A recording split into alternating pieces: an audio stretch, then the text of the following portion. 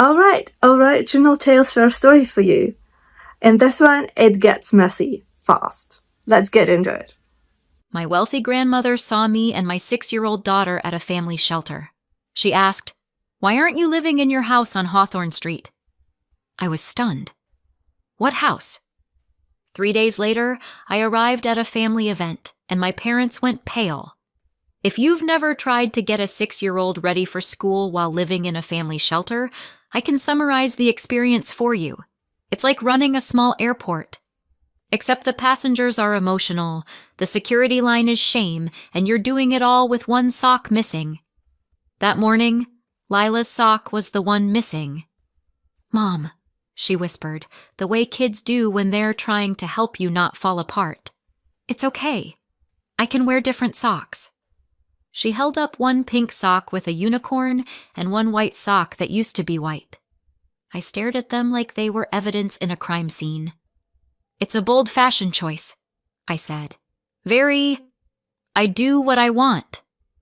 Lila smiled, and just like that, for half a second, I forgot where we were. Then the shelter door opened behind us and the cold slapped me back into reality. We were outside St. Bridget Family Shelter, 6:12 a.m., the sky still a bruised gray. The sidewalk was damp. The air had that winter smell, metallic and clean, like the world had been scrubbed too hard. Lila adjusted her backpack, which was bigger than she was. I tugged the zipper up on her puffy coat and tried not to look at the sign above the entrance. Family shelter. It wasn't even the word shelter that got me. It was the word family. Like we were a category, like we were a label on a box. "Okay," I said, forcing brightness into my voice. "School bus in 5 minutes." Lila nodded. She was brave in a quiet way that made me feel both proud and guilty at the same time. Then she asked softly, "Do I still have to say my address when Mrs. Cole asks?" My stomach clenched. "I don't think she'll ask today," I said. Lila didn't push.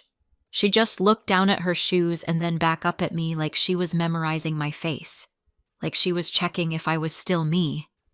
"Mom," she said, "are we going to move again?" I opened my mouth and nothing came out. And that's when a black sedan slid to the curb like it belonged there. Not a taxi, not an Uber, not the kind of car that ever pulled up to St. Bridget unless it took a wrong turn and regretted it. The door opened, and a woman stepped out in a tailored coat the color of midnight. Evelyn Hart, my grandmother. I hadn't seen her in over a year. I knew that because my life had been measured in before everything fell apart, and after. And she belonged firmly in before. She looked exactly the way she always did, composed, elegant, and slightly terrifying. Not in a cruel way, in an "I once ended a boardroom argument by raising one eyebrow" way. Her gaze landed on me first, and I saw recognition, then confusion. Then it landed on Lila. Something changed in her face, something quick and sharp, like a crack in glass. She looked up at the sign above the entrance, and then she looked back at me. "Maya," she said, and my name sounded strange in her voice, like she hadn't said it out loud in a long time. "What are you doing here?" My first instinct was to lie, not because I thought she'd judge me, because I couldn't stand being seen. "I'm fine," I said, which is the default lie of exhausted women everywhere. "We're okay. It's temporary." Evelyn's eyes flicked down to Lila's mismatched socks, and then to my hands, red and dry from too much sanitizer, too much cold, too much life. Her voice went quieter. "Maya," she said again, "why aren't you living in your house on Hawthorne Street?" The world tilted. I blinked at her. "My what?" She didn't repeat herself like she thought I was stupid. She repeated herself like she thought I might faint. "The house," she said, enunciating the words. "On Hawthorne Street." My heart started pounding so hard I could feel it in my throat. "What house?" I heard myself say. I don't have a house. Evelyn stared at me as if I'd spoken in another language. I could see the calculation behind her eyes. She was running numbers in her head. Timelines. Possibilities. Lies. Lila tugged my sleeve. Mom, she whispered. Do we have a house? I looked down at her. Her eyes were wide, hopeful in a way that hurt. I swallowed.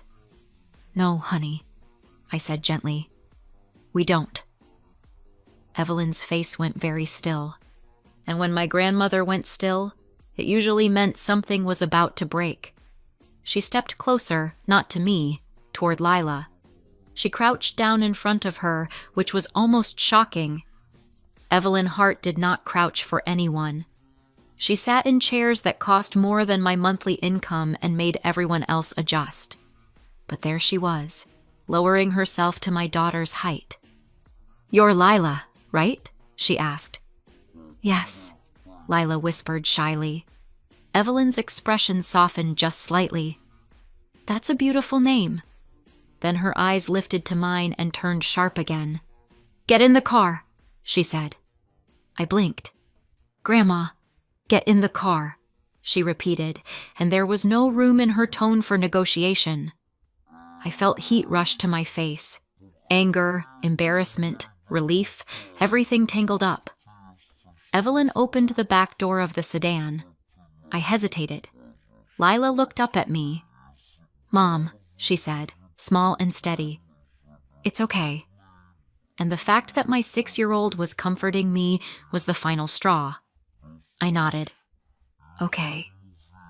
Lila climbed into the back seat first, clutching her backpack, and I slid in beside her, still half expecting someone to tap me on the shoulder and tell me this was a misunderstanding. As soon as the door shut, the silence inside felt expensive.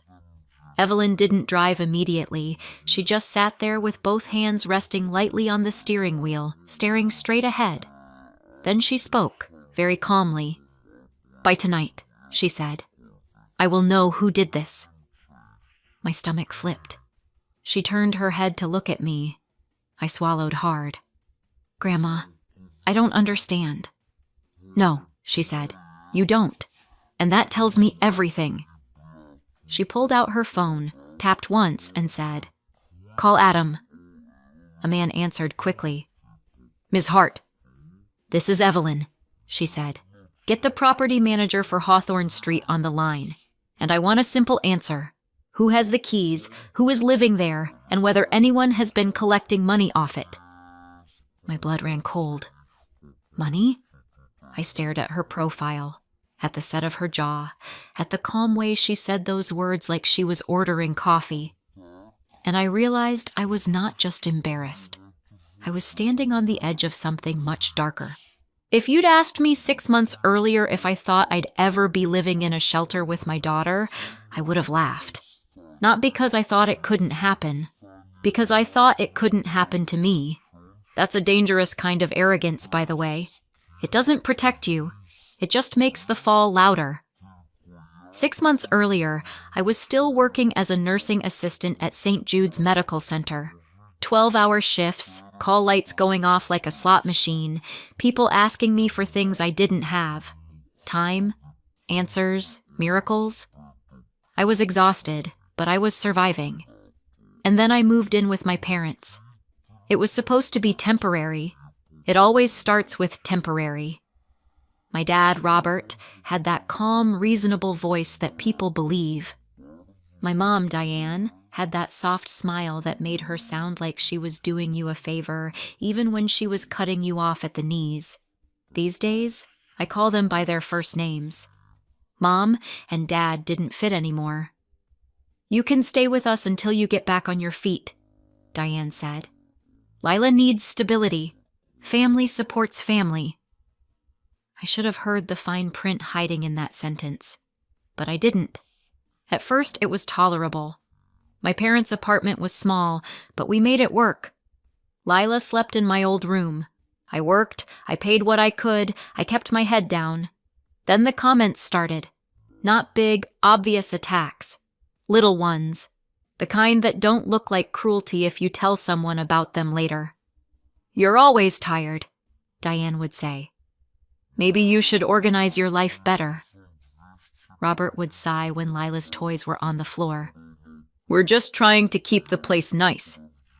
And then, one night, after I'd come home from a double shift with my feet aching and my brain half dead, Diane sat down at the kitchen table like she was about to deliver a diagnosis. "We need to talk," she said. I already knew that tone.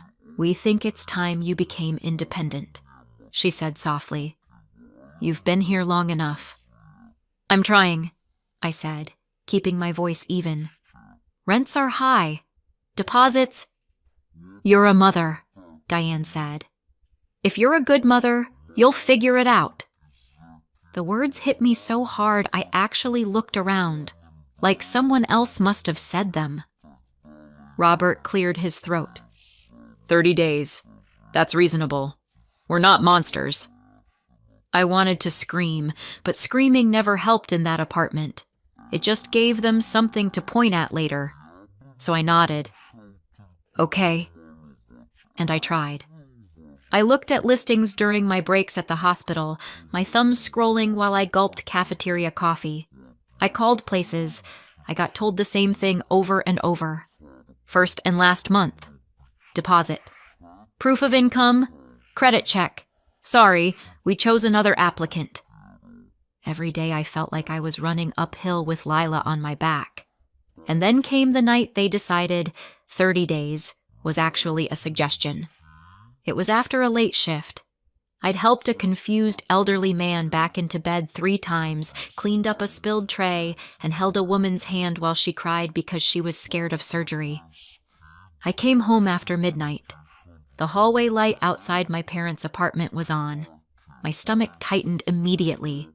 2 cardboard boxes sat outside the door. My boxes. I stared at them for a long second like my brain refused to accept the shape of what I was seeing. Then I tried the doorknob. Locked. I knocked. Silence. I knocked again. Harder. Finally, the door cracked open. Diane's face appeared, calm as if this was a normal Tuesday. "You need to keep your voice down," she whispered sharply. "Neighbors." "Why are my things outside?" I demanded. Robert's voice came from behind her, bored. "We told you, Maya. Independence." "It hasn't been 30 days, I said, my voice shaking. Diane's expression hardened just slightly. "Plans change." I glanced past her shoulder into the entryway.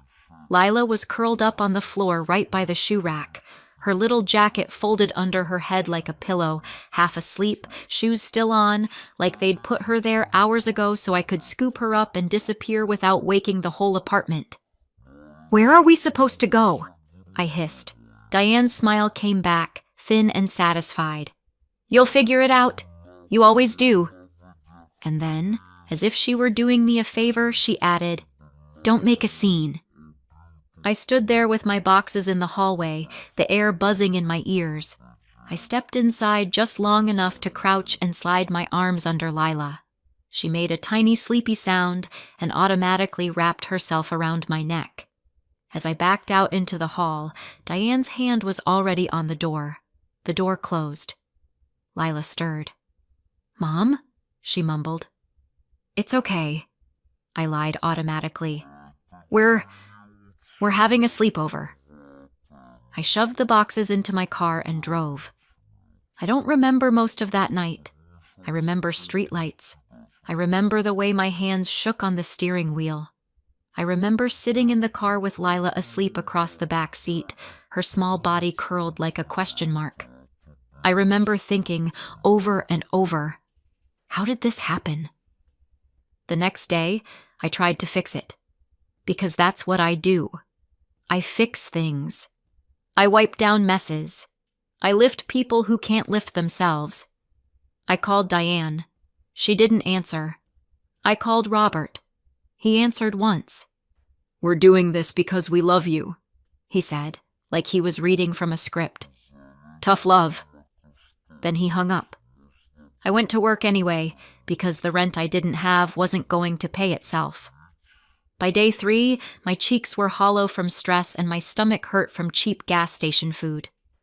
I tried a motel. 1 night. 2. Then the money ran out. A school counselor noticed Lila was quiet, asked if everything was okay. I lied. Then the counselor asked again, gently, and I saw Lila watching me with those big eyes, learning from me how to lie to survive. So I told the truth. And 2 days later, I was filling out shelter intake forms while Lila sat beside me swinging her legs. The intake worker was kind but tired, like she'd seen too much. "We need your information," she said. "We need to know where you stayed last night." "In my car," I said. She nodded like she was checking a box. Lila leaned toward me and whispered too loudly, "Is this our house now?" The woman flinched. I smiled too hard. "No," I said quickly. "No, sweetheart." I wanted to add, "This is temporary," but the word tasted like a joke. That night, Lila fell asleep on a narrow bed beside me in a room that smelled like bleach and overcooked food. I lay awake listening to the sounds of other families behind thin walls, coughing, babies crying, someone whispering, "It's okay," over and over like a prayer. My phone sat in my hand. I thought about calling my grandmother. Evelyn Hart was not the kind of woman you called to cry. She was the kind of woman you called when you needed a problem solved. But my mother had spent years training me not to bother her. "Your grandmother hates drama," Diane always said. "She doesn't like weakness.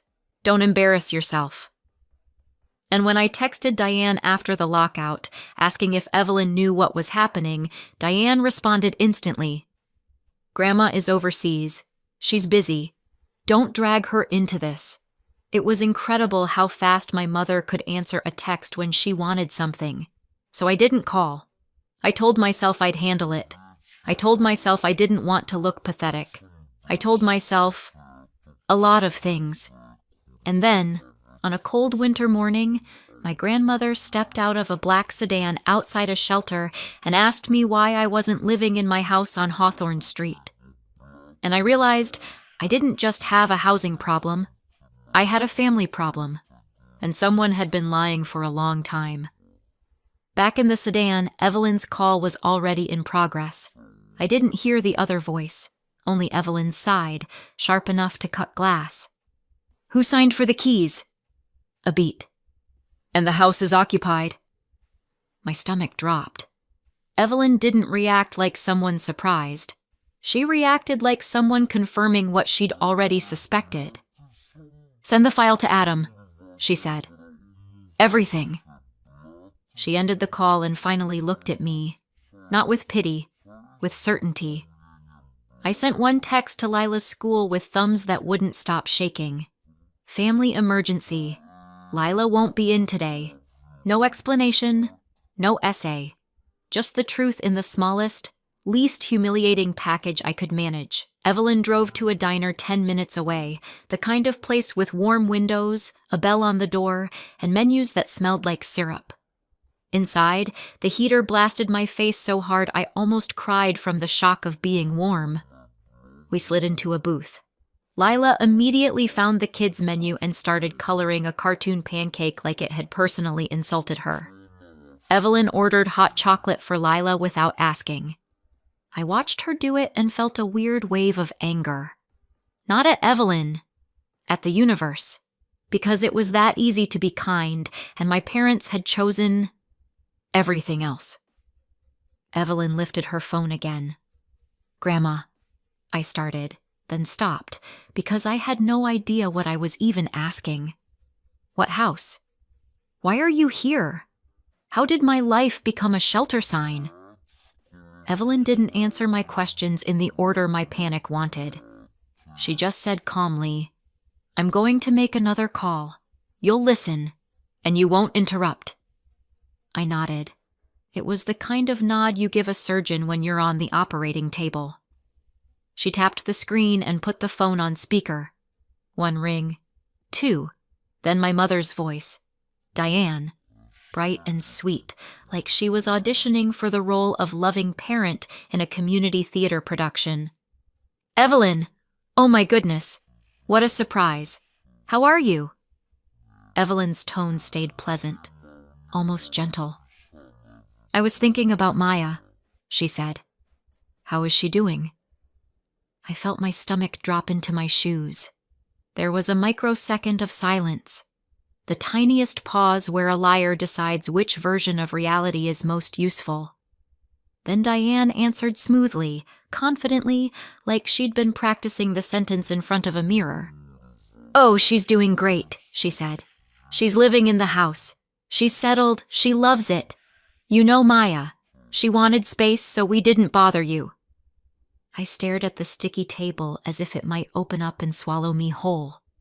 Across from me, Lila colored quietly, humming to herself. She didn't understand the words, but she understood tone.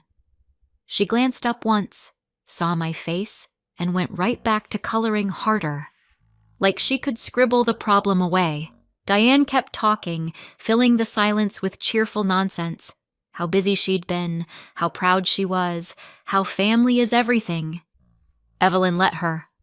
Evelyn didn't rush liars. She gave them room to hang themselves properly. Finally, Evelyn said, "That's good to hear," and ended the call. Just like that. No confrontation, no accusation, no gotcha. My throat tightened. That, Evelyn said quietly, wasn't confusion. I let out a laugh that sounded like a cough. So she knew, I said. She knew the whole time. Evelyn's eyes stayed on mine, steady and sharp. She knew enough to lie without thinking, she said. That tells me what I need to know. Lila slid her coloring page toward me. Mom, look. I made the pancake purple. I forced a smile so quickly it probably looked painful.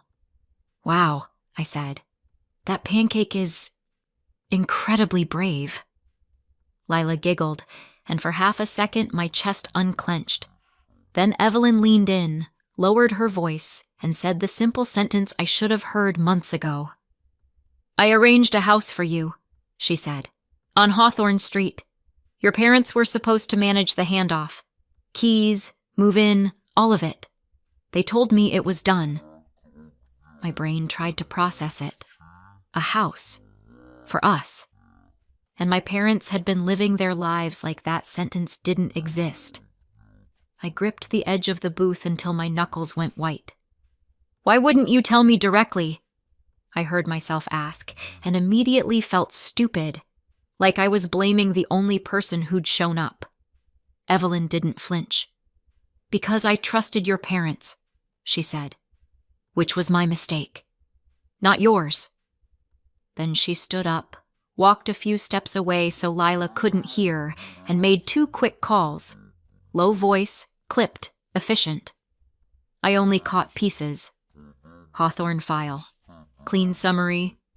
Key log. Listing history. Tenant payments? Yes. Today. When she came back, she didn't sit down like she planned to linger. She sat down like she planned to move.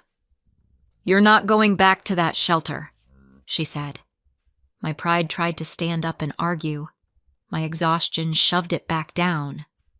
Okay, I whispered, which was the most honest word I'd said all day. An hour later, Lila was bouncing on a hotel bed like it was a trampoline, and the world had never been cruel. She found the little complimentary soap, sniffed it dramatically, and announced it smelled like a fancy grandma. Evelyn stood by the window, phone in hand, watching traffic like she was watching a battlefield. She didn't tell me everything. She didn't have to. The point wasn't details yet. The point was that something was happening. Something I didn't have to carry alone. That night, after Lila fell asleep in clean sheets with her stuffed rabbit tucked under her chin, Evelyn sat at the small table by the window and finally spoke again. Your parents are hosting an event, she said. Important to them. A venue, relatives, speeches, the whole performance. My stomach tightened. When? Evelyn's gaze stayed on the city lights. Soon, she said. And we'll be there. She didn't say it like a threat. She said it like a decision already made. 3 days later, I stood in the hotel bathroom staring at myself in the mirror. I looked like a version of me that had been put through a washer cycle and hung up to dry in a storm. Evelyn had insisted I buy a dress. Not an expensive one. Just a clean one. A simple one. You don't need armor, she'd said. You need dignity. I wasn't sure dignity came in polyester, but I appreciated the sentiment. Lila wore a little blue dress and tights. She twirled once in the hotel room and said, I look like a princess. You do, I said, and my throat tightened. On the ride over, my stomach twisted so hard I thought I might vomit. What if I freeze? I asked quietly. Evelyn didn't look at me. Then I'll speak. What if they deny everything? They will, Evelyn said. What if everyone thinks I'm... I stopped, because I didn't even have a word for it. Evelyn glanced at me then, her gaze sharp but steady. Maya, she said, you've survived worse than a room full of liars. The car pulled up outside a venue I'd never have picked in my life. One of those hotel event spaces with soft lighting and hard smiles. The sign by the entrance read, Hart Collins Family Dinner. Of course it did. My mother loved an event. Not because she liked people, because she liked witnesses. Inside, there were relatives I hadn't seen in months. Aunts, uncles, cousins, people with opinions and casseroles. Except the casseroles had been replaced by catered hors d'oeuvres served on trays like tiny edible bribes. At the far end of the room, there was a projector screen set up and a microphone. Because my mother couldn't serve dinner without also serving a narrative.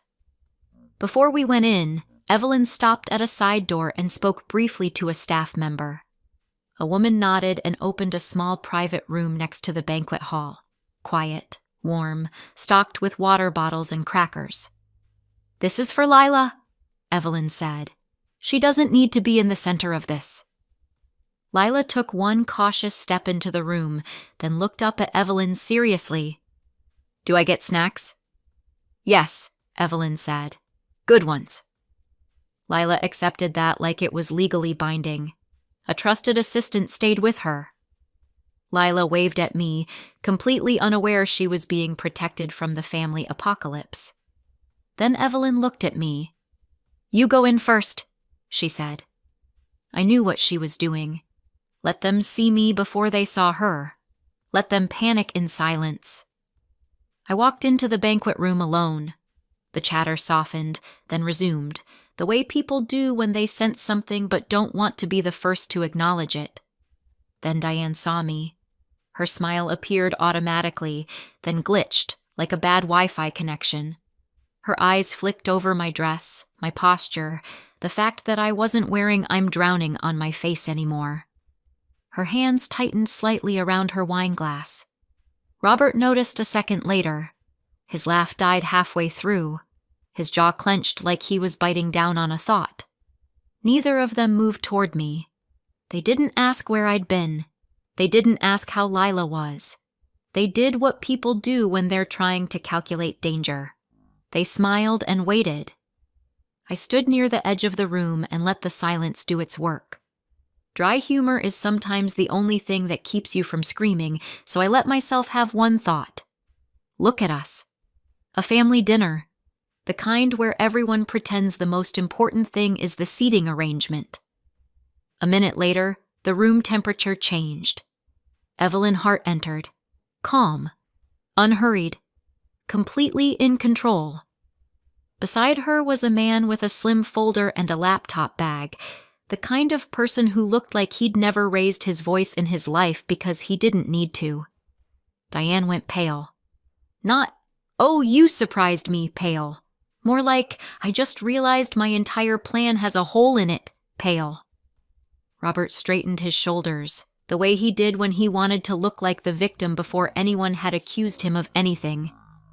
Evelyn nodded to a few relatives like she was simply attending dinner. Then she looked at my mother. "Diane," Evelyn said lightly, "before we eat, I'd like to clear up something you told me." My mother's smile tightened. "Of course, Mom." Evelyn's voice stayed calm. "You told me Maya was living in the house on Hawthorne Street," she said. The room quieted, not because everyone suddenly cared about Hawthorne Street, but because everyone suddenly cared about Diane's face. Diane's eyes darted. She set her glass down as if it had become heavy. "Well," she said, laughing too fast. "Yes, she—" Evelyn held up a hand. "Let's not do this with guessing," Evelyn said. "Let's do it with facts." She nodded to the man with the laptop. He stepped forward and plugged into the venue's projector like he'd done it 1,000 times. The first slide appeared, Hawthorne Street. Summary. A murmur ran through the room. Diane's mouth opened. Nothing came out. Evelyn didn't speak like she was giving a courtroom speech. She spoke like she was reading the weather. "This house was arranged for Maya and Lila," she said, and the screen showed a simple line to match. Next slide. "Keys released to Diane Hart Collins. July." Evelyn let that sit for half a second. Then another slide. A listing screenshot. The Hawthorne house marketed as a furnished rental. Photos of the living room, the kitchen, the bedroom. People leaned forward. Diane's hands started to shake. Next, a lease summary. Names blurred, dates visible. Tenants moved in, August. And then the slide that made the room go dead quiet. A payment instruction page from the property manager file. Rent payout account, provided by Diane and Robert. Evelyn's voice didn't rise. "Diane," she said, "you didn't just take the keys." She looked around the room, making sure everyone heard. "You rented out the home meant for my granddaughter and my great-granddaughter, and you had the rent sent to an account you controlled." Robert snapped first, loud, trying to take back the room. "This is inappropriate," he barked. "This is a family event." Evelyn turned her gaze to him. "Yes," she said. "That's why I'm doing it here." Diane found her voice, thin and frantic. "We were going to tell her," she said quickly. "It was temporary. We needed—" "Temporary," Evelyn repeated. Her eyes flicked toward the side room where Lila was, unseen but present. "You displaced a child," Evelyn said, and the room went still. She paused, just long enough, then finished the sentence. "For profit." Someone gasped. Someone whispered, "You've got to be kidding." Diane started crying, real tears this time. "We had debts," she sobbed. "You don't understand." Evelyn's expression didn't change. "I understand enough," she said. "And I'm done funding your choices." She turned slightly so everyone could hear and said simply, "Starting now, Diane and Robert receive nothing from me. No more help. No more transfers. No inheritance." Robert's face twisted. "You can't—" "I can," Evelyn said. "And I already did." The man with the folder stepped forward, calm. "Diane Collins, Robert Collins," he said politely.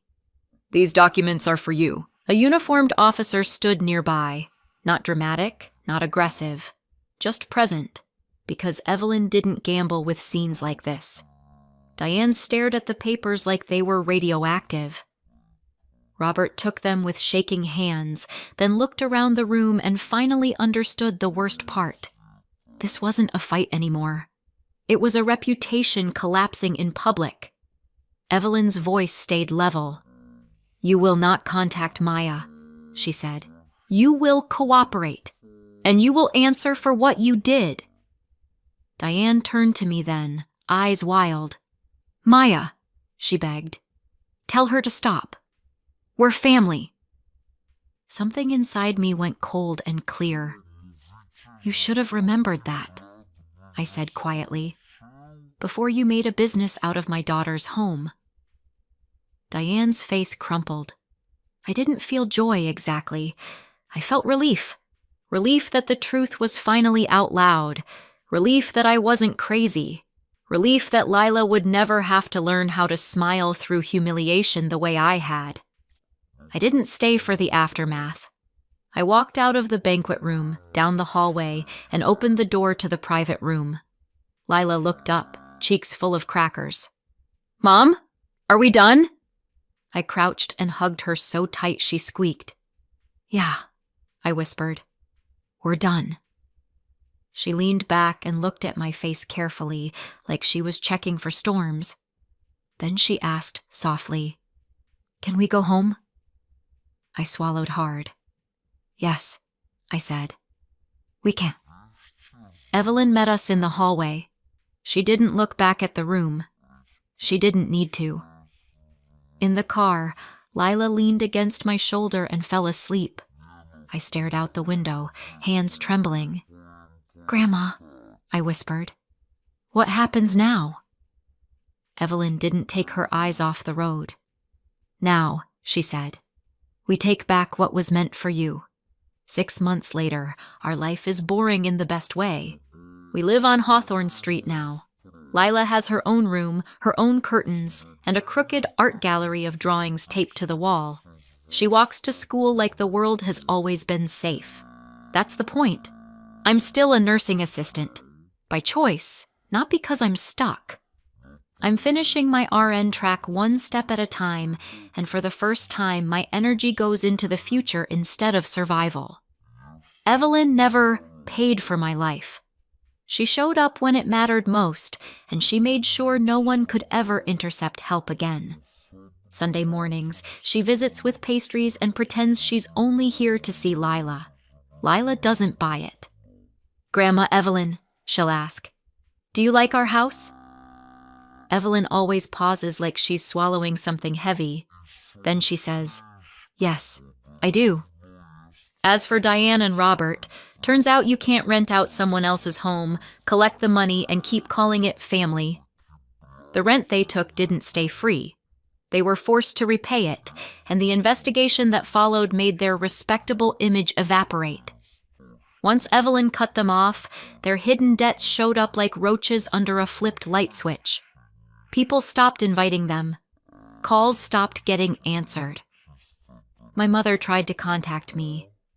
Not to apologize, to negotiate. I blocked the number, because I'm done bargaining for basic decency. So what do you think? Did Evelyn do the right thing, or did she go too far? Let me know in the comments and subscribe for more.